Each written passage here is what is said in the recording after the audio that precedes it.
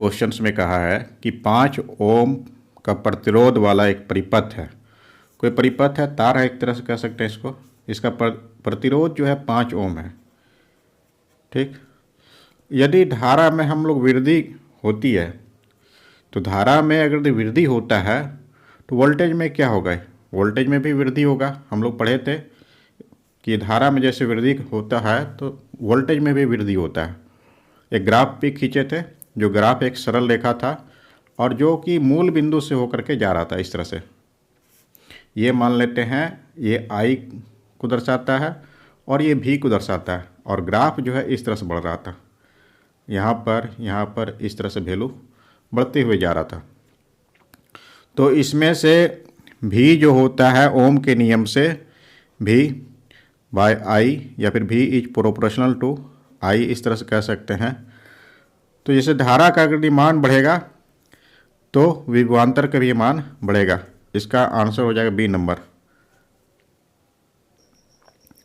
इसमें से जब किसी चालक पर 24 वोल्ट का विभवांतर आरोपित किया जाता है तो 96 एम्पियर की धारा उससे होकर के प्रवाहित हो रहा है।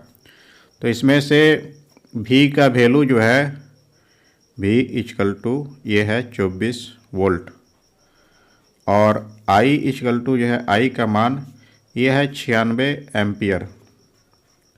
इस प्रकार से है। तो आर का फॉर्मूला हम लोग जानते हैं, आर इक्वल टू जो होता है वो भी बाय आई होता है। भी का वैल्यू पता है वो 24 है, और आर का वैल्यू आई का वैल्यू जो है वो 96 है, और आर का यूनिट जो होता है वो ओम होता है।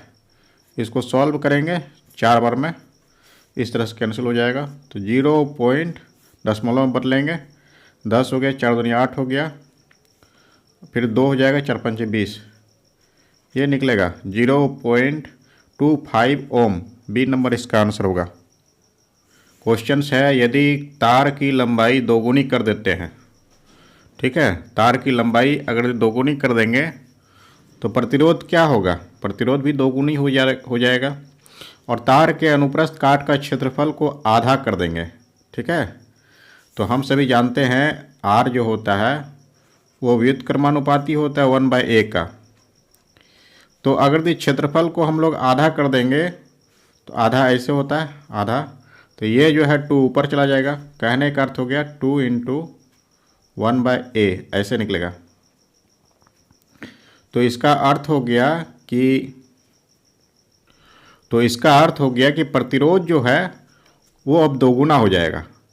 यदि हम सभी क्षेत्रफल को आधा कर देंगे तो प्रतिरोध दोगुना हो गया। और इसमें से कहा था कि लंबाई को अगर दोगुना कर देंगे तो लंबाई r इज प्रोपोर्शनल टू होता है l, इस तरह से। तो यहाँ पर अगर 2 गुना करेंगे, इस जगह पर अगर इसको 2 से गुना करेंगे तो इधर भी 2 से गुना करना होगा। कहने का अर्थ हो गया प्रतिरोध भी दोगुना हो जाएगा। ठीक है, तो पदार्थ की प्रतिरोधकता को हम सभी रो से डिनोट करते हैं, रो। तो रो जो है विभिन्न धातु के लिए इसका मान अलग अलग होता है। तो तांबे के लिए हम लोग जैसे कि जानते हैं 1.6 × 10⁻⁸, इस तरह से ओम मीटर निकलता है। और ये जो है विभिन्न धातु के लिए अलग अलग होता है, इसका मान कभी बदल नहीं सकता है। तो यहाँ पर जो तार है, तार का लंबाई में बदलेंगे, लंबाई को दोगुना भी कर देंगे, अनुप्रस्थ काट का क्षेत्रफल भी घटा देंगे, लेकिन प्रतिरोधकता के मान में किसी भी प्रकार का परिवर्तन नहीं होगा। ठीक है, प्रतिरोधकता, तो इसीलिए इसका आंसर हो जाएगा बी नंबर। किसी भी प्रकार का परिवर्तन नहीं होगा, अपरिवर्तित रहेगा प्रतिरोधकता में। इस क्वेश्चन में L लंबाई है और A अनुप्रस्थ काट का क्षेत्रफल है, और उसका प्रतिरोध जो है 0.5 ओम दिया हुआ है। तो हम सभी जानते हैं कि प्रतिरोधकता का मान तो हमेशा समान ही रहेगा, और उस समान लंबाई से निर्मित, मतलब उसी पदार्थ से उसका लंबाई समान रहेगा L, और 2a जो है तो अनुप्रस्थ काट का क्षेत्रफल। कहने का अर्थ होगा क्षेत्रफल को हम लोग डबल कर देंगे। तो देखना है कि प्रतिरोध का मान क्या होगा। तो R इक्वल टू हम लोग जानते हैं, प्रतिरोध का सूत्र जो होता है R equal to rho L by A होता है, इस तरह से होता है। तो इसमें से हम लोग ये भी जानते हैं ये रो का मान नहीं बदलेगा उस पदार्थ के लिए, क्योंकि इसका मान निश्चित होता है या फिर स्थिर होता है। तो यहाँ पर जो है इसका मान जो होता है आर का मान वो दिया हुआ है 0.5 ओम, इस तरह से 0.5 ओम हो जाएगा। और रो हो गया एल बाय ए, इसको हम लोग समीकरण 1 भी मान सकते हैं इस तरह से। और फिर कहा है कि अब जो है लंबाई एल रहेगा और क्षेत्रफल जो है इसको 2a कर देंगे। तो नया प्रतिरोध जो है, नया प्रतिरोध R जो हो गया, इसमें से क्या किया है, लंबाई L ही रहे है, लंबाई L इस तरह से। और क्षेत्रफल जो है, क्षेत्रफल ये हो गया है 2a इस तरह से। तो R इक्वल टू जो होता है रो L बाय ए, ये फॉर्मूला होता है। तो यहाँ पर जो है रो हो गया इस तरह से, L के जगह पर L ही लिखेंगे, कैपिटल L, और क्षेत्रफल के जगह पर हो गया 2a इस तरह से। यहाँ पर भी L कर देते हैं, कैपिटल L, ठीक है। तो इसमें से क्या हो गया, 1/2 को हम लोग बाहर कर देते हैं इस तरह से, 1/2 गुना हो गया रो L बाय ए, इस तरह से होता है। तो रो L बाय ए का वैल्यू है 0.5, तो यहाँ पर वैल्यू को हम लोग रख देंगे इसके जगह पर। ये हो गया 1/2 इंटू 0.5 ओम कह सकते हैं। इसको अगर डेसिमल में कन्वर्ट करें तो 0 पॉइंट हो गया 25, इस तरह से ओम निकलेगा। कहने का अर्थ हो गया, इसका आंसर हो जाएगा बी नंबर में। किसी ऐसे तार का प्रतिरोध क्या होगा ये पता करना है जिसमें से 2 वोल्ट संभावित विभवांतर लागू किया जाता है।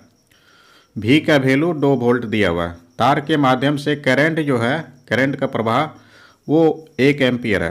तो भी का वैल्यू इसमें से, कहने का अर्थ हो गया भी इक्वल टू हो गया 2 वोल्ट, इस तरह से हो जाएगा।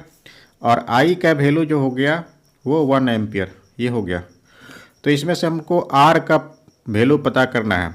आर बराबर हम लोग फॉर्मूला जानते हैं, वो होता है भी बाय आई, इस तरह से हो जाएगा। तो भी का वैल्यू जो है 2 रखेंगे और आई का वैल्यू 1 ओम हो जाएगा। कहने का अर्थ हो गया 2 ओम, प्रतिरोध का वैल्यू 2 ओम होगा। इसमें से किसी पिंड के माध्यम से कितनी विद्युत धारा प्रवाहित होगी, धारा का मान हमको प्राप्त करना है। यदि किसी 12 वोल्ट वाली बैटरी के टर्मिनल से, इसमें से भी का वैल्यू जो है वो है 12 वोल्ट, भी का वैल्यू 12 वोल्ट, ठीक है। और प्रतिरोध जो है वो इतना दिया हुआ है, प्रतिरोध का वैल्यू 100 और ये 000 ओम। कहने का अर्थ हो गया 10⁻5 ओम प्रतिरोध दिया हुआ ये। तो हमको जो है आई का मान निकालना है। आई का फॉर्मूला क्या होता है, भी बाय आर होता है, इस तरह से। भी का मान हम लोग जानते हैं वो है 12 और आर का मान है 10⁻5, ये एम्पियर हो जाएगा। तो ये हो जाएगा 12 गुना 10⁻⁻5 एम्पियर। तो इतना विद्युत धारा जो है प्रवाहित हो रहा है उस पिंड से। जैसे 12 ओम प्रतिरोध वाली तार है, उसको 2 गुना कर देंगे। कहने का अर्थ ऐसा है, इसको फिर 2 गुना कर देंगे। तो 2 गुना करने पर क्या हो जाएगा, उसका त्रिज्या जो है वो 2 गुना हो जाएगा। और आर का फॉर्मूला हम लोग जानते हैं, आर इक्वल टू हो गया रो एल बाय ए, ये फॉर्मूला होता है, ठीक है।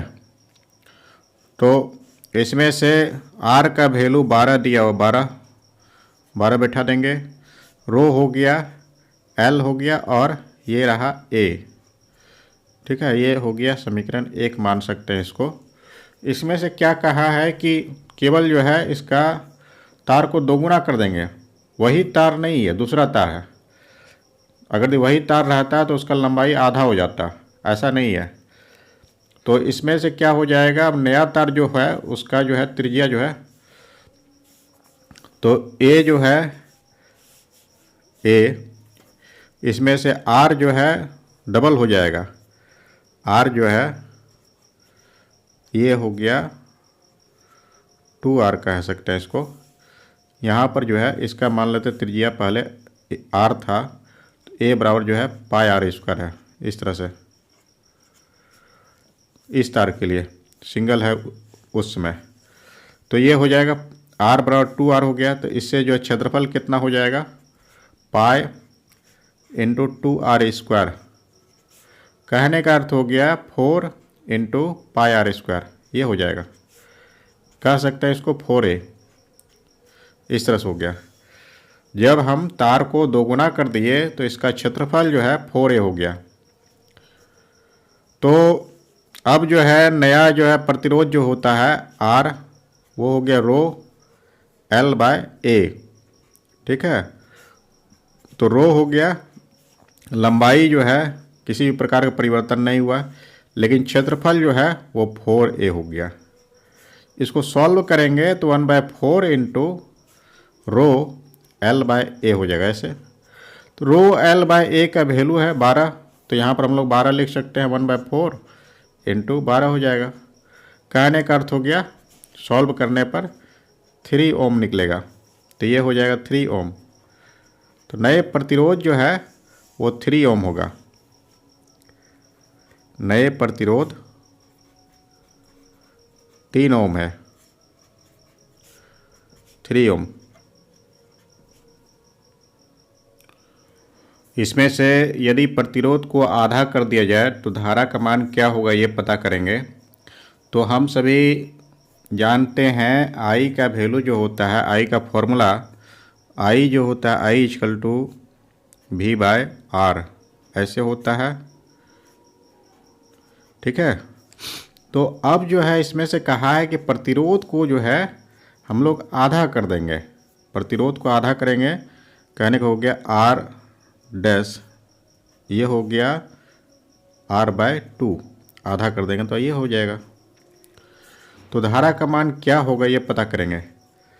तो धारा जो होता है I डैश इसको कह देते हैं, I डैश इक्वल टू हो गया, इसको हम लोग समीकरण 1 मान लेते हैं इस तरह से। ये होता है V/R डैश, ऐसे हो जाएगा। R डैश का वैल्यू जो है वो है R/2, तो R/2 हो गया, तो V हो गया यहाँ पर R/2 ऐसे लिख देंगे। तो ये 2 ऊपर चला जाएगा, तो ये V/R निकलेगा। V/R जो है, जो पहले जो धारा था वो धारा है, इसको I लिख सकते हैं। तो कहने का अर्थ ये हो गया कि धारा जो है एक तरह से दोगुनी हो गया है, धारा दोगुनी हो गया। यदि हम लोग प्रतिरोध को आधा कर देंगे तो धारा का मान वो दोगुनी हो जाएगा।